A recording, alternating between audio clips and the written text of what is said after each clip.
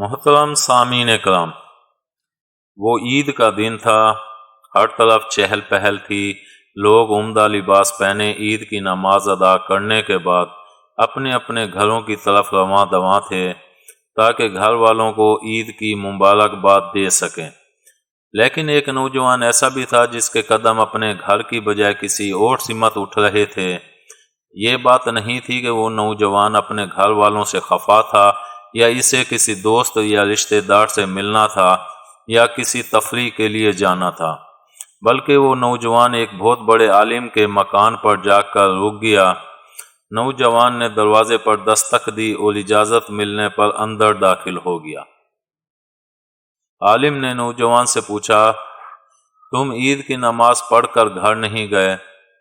نہیں، نوجوان نے جواب دیا۔ کچھ کھا لو، عالم نے کہا۔ جی نہیں، اس کی ضرورت نہیں، نوجوان نے کہا۔ پھر کیا ارادہ ہے؟ عالم نے پوچھا۔ حدیث بیان فرمائیے، نوجوان نے جواب دیا۔ بزرگ نے اس نوجوان کو کتاب لانے کا حکم دیا۔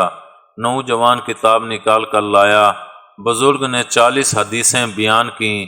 نوجوان نے کہا، اور فرمائیے۔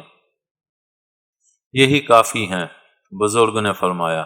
اگر تم نے یہی حدیثیں یاد کر لیں تو تمہارا شمار حفاظ میں ہوگا۔ میں نے یاد کر لی، نوجوان نے انکشاف کیا۔ بزرگ نے نوجوان کے ہاتھ سے کتاب لے لی اور فرمایا، بیان کرو۔ نوجوان نے وہ تمام 40 حدیثیں لفظ بہ لفظ بیان کر دیں جو ابھی چند لمحے قبل بزرگ نے ان کے سامنے بیان کی تھی۔ بزرگ کے لبوں کو جنبش ہوئی۔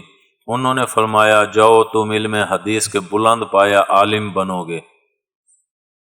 یہ نوجوان تھے مالک بن انس، جو آگے چل کر امام مالک کہلائے، اور وہ بزرگ تھے امام ابن الشہاب الزہری رحمۃ اللہ علیہ، جن سے علم کے حصول کے لیے حضرت مالک رحمۃ اللہ علیہ نے یہ بھی گوارا نہ کیا کہ نماز عید کے بعد گھر چلے جائیں۔